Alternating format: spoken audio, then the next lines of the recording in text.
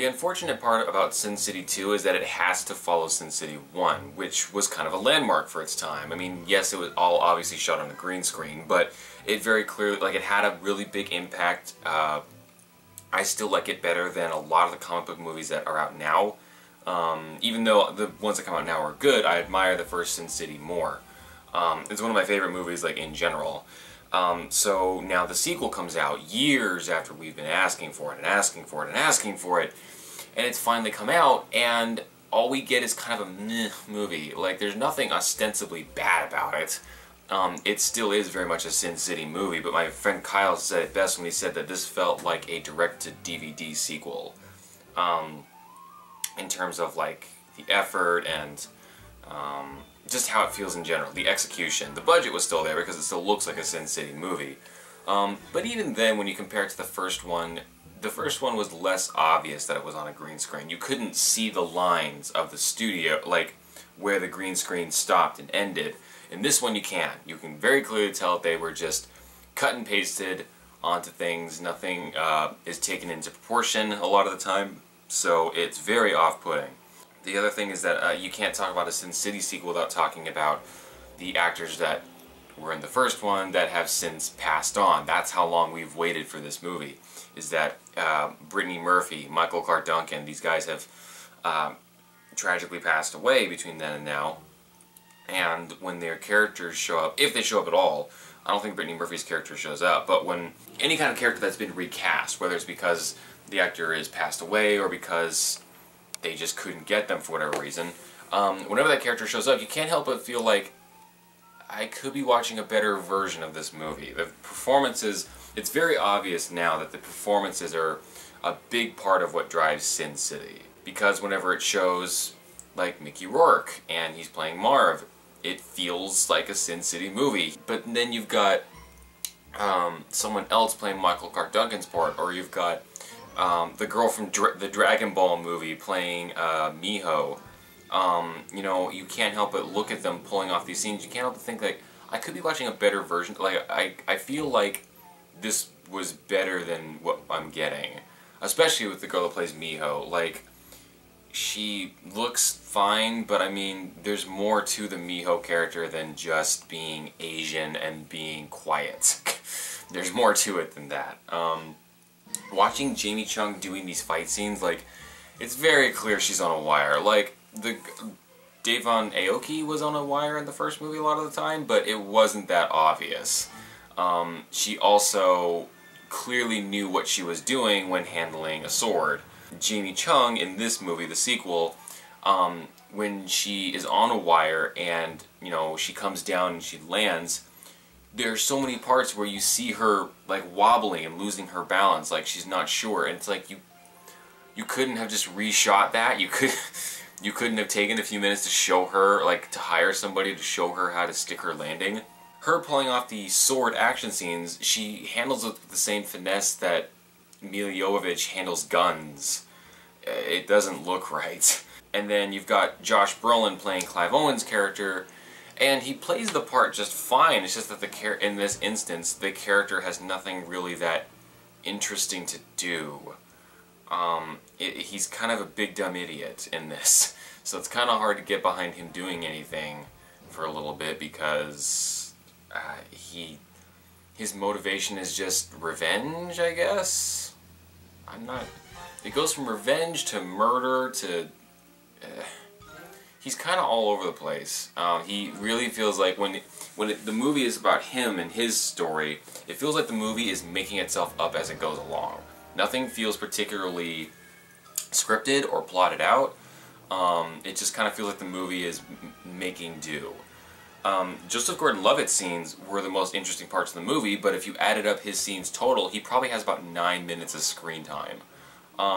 Which is a sin in and of itself, because damn, that guy looks good in the suit. Even in black and white, it's like, yeah, I'm never gonna look that good in a suit.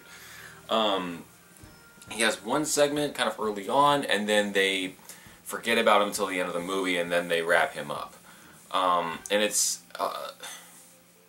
very unsatisfying, and it's also, the movie itself ends very unsatisfying. I remember the first one ending, and it had a very, like, kind of a fitting, like a little tied a little bow, and it was done.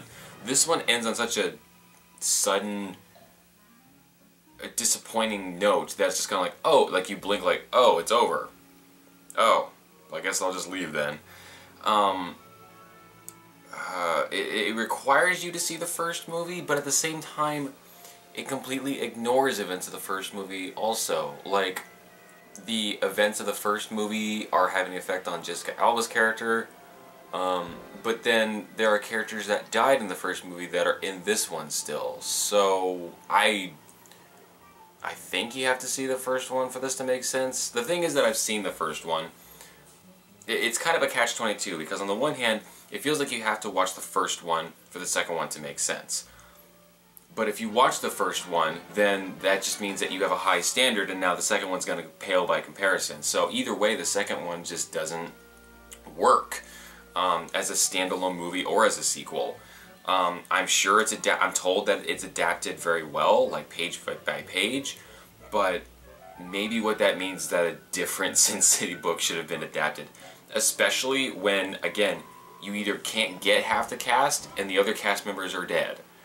That's a pretty clear indication that maybe you should pick one of the other. There's tons of Sin City stories. Maybe pick one with more people to choose from. It also doesn't have any kind of wit or sense of humor about it. There's nothing to remember about this one. The first one had a really weird, quirky sense of humor. I remember the guy that couldn't just state things plainly. He was like a thesaurus. He had to use the biggest words possible. I remember the stupid puns, especially from Bruce Willis. I remember, in terms of like memorable moments, I remember Elijah Wood actually being intimidating and weird. I remember a lot of the lines and dialogue. It's a very quotable movie. In this one, the sequel, like, I remember one part where Eva Green dives into a pool and they tilt the camera on its side, and as it's on its side, she's diving, and half of the shot is her diving in the water, and then the other half is her reflection. So it's like she's diving into herself. That was cool, but it needed more stuff like that. There's a lot more of that in the first one. There's not really a whole lot of that in this one. I am gonna remember Eva Green clearly not having a wardrobe. You know, you imagine actors having like a wardrobe closet for their movie. I don't think she had one for this, because there's I think 2 scenes where she's wearing anything, and it's see-through.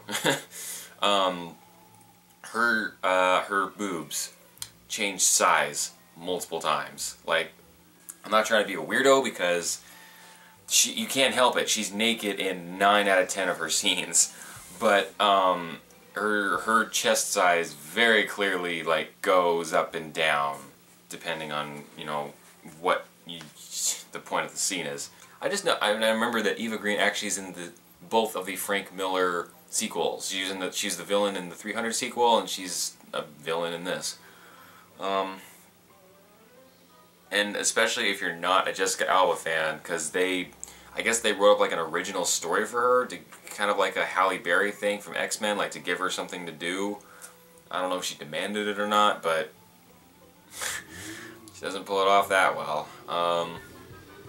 Yeah, it's just not as fun, is what it ultimately comes down to. Is this first one was, yeah, it was hyper violent, but it had a weird sense of humor about it. It had a certain style, and it knew what it was doing. This one doesn't seem to have any kind of clear aim other than to just satisfy the fan demand for a second one. And after this, I don't think there'll be much cry for a third one, because I'd hate to see what the third one looks like based on, you know, second one compared to the first one. I don't recommend this one at all. I would say maybe, because movie tickets are so freaking expensive, there's other things you can see that are better. I think Dawn of the Apes is still out. That's way better. That's an actual movie. This I can't recommend. Maybe a rental, maybe, or if it's on TV, like, to fulfill your curiosity. But no, really, it's sad to say, I really want to recommend the second Sin City, because I've been waiting years for this to happen, but it's just kind of a meh experience. It feels like a Sin City movie by the books. Oh, that was a dumb pun. It feels like a Sin City movie by like a checklist and not like by a filmmaker who actually cared about what he was doing. So yeah, I say skip it. I've got PAX next week, so there won't be any kind of review for that. But when I come back, I intend on spending like a day at the theater and just getting completely caught up on like everything that I've missed. Lucy, Into the Storm, Expendables 3, basically all the dumb-looking movies that probably are not going to be all that great. And I think As Above, So Below will come out while I'm at PAX too. So I'll come back with a plethora of reviews, and I'll come back with some PAX footage too. So this will have to tide you guys over till then. Alright, till then, bye!